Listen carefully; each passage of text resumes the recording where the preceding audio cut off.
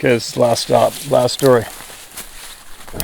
I'm like, I'll be surprised if the camera makes it through this one with the battery life. I gotta get out of here. So here's a new one for you guys.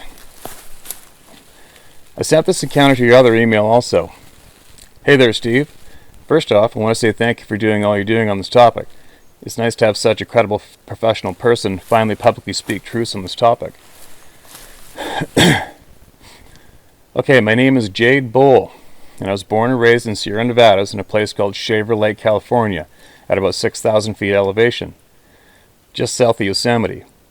Living in high elevation mountains, it's a lifelong necessity to cut fire and survive. In my mountain range, we have prized pine wood that only grows above 8,000 feet called tamarack. So, during the summer, a buddy and I would make our trips up the mountain to collect our firewood for the coming winter. Usually we would go to a remote area called Sample Meadow.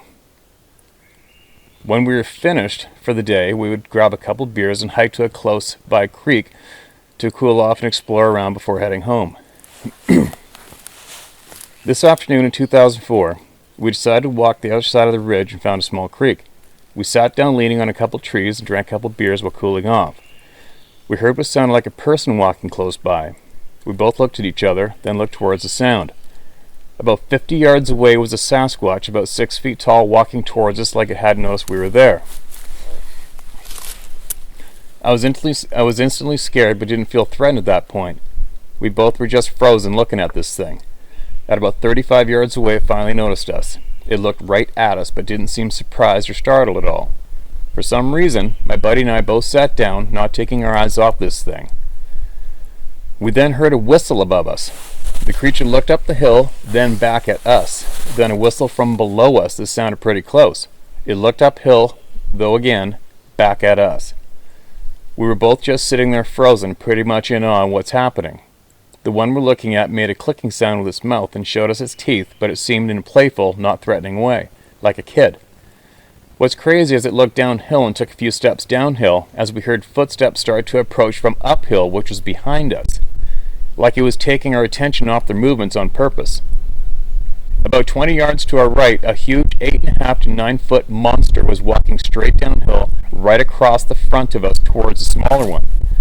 As it walked by, it looked down on us and made a deep gruntled growl sound, like saying, "Don't up and move."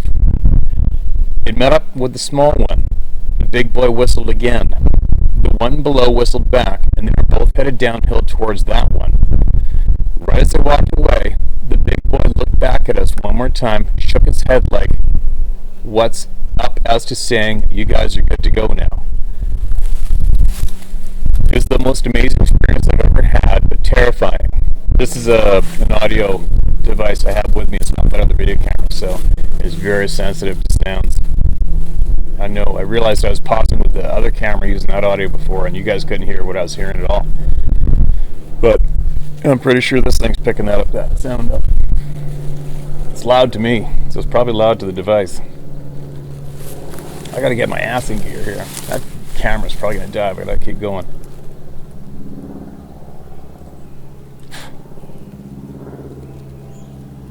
Go on. Alright, I'm gonna go for it. Over the years, in this area, I always felt like we were being watched, but never seen anything until this day. My buddy and I finally stood up and promptly stared back at the truck. All we're saying was, "Oh my God, what the F, let's go, oh my God." On a ride home, we talked about the whole experience. I was saying how that was the one time I didn't have a gun with me when going on that walk in that area. Maybe that's a good thing. Might have been a whole different experience if I had. My buddy didn't want to tell anyone, so I respected his request until now writing you. I told my father, but no one else. That's why I won't mention his name, but you can mention mine. Appreciate you and what you're doing. Thanks, Jade Bowl. This encounter was in the Sample Meadow area above Huntington Lake, California. How's that for a frickin' pucker factor experience? I don't need to be that one either, man.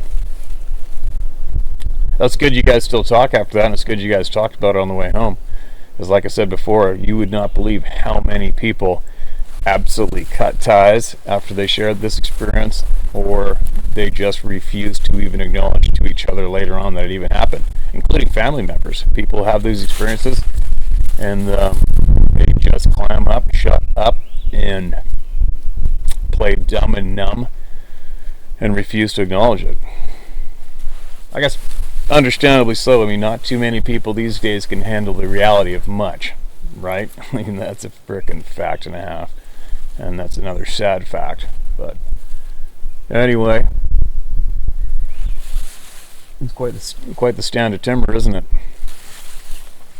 It's just your classic West Coast mossy fern rain jungle, thick ass timber, and it's quite a bit of wildlife live in these patches of timber. Actually, there's a pile of Roosevelt elk running around here, black-tailed deer, lots of cougars, lots of black bear, and there's also the odd grizzly coming over to Vancouver Island. They have been for years, though. They swim across from mainland British Columbia, farther up north by Campbell River. And it's funny how many people have been spotted a lot lately. A lot of people are alarmed that grizzly bears are around Vancouver Island, but the reality is they've been here all along. Don't kid yourselves. They didn't exist for millions of years, and then all of a sudden decide to swim to Vancouver in 2020. Decide to swim to Vancouver Island in the year 2020. But anyway, that's a whole nother topic.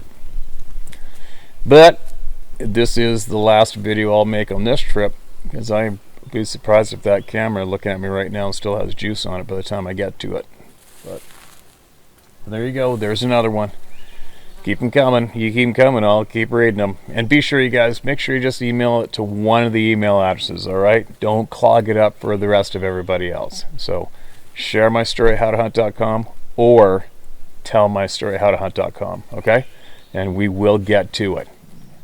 And I appreciate it, and I know I'm speaking for everybody else here too. Everybody appreciates it. We got your back.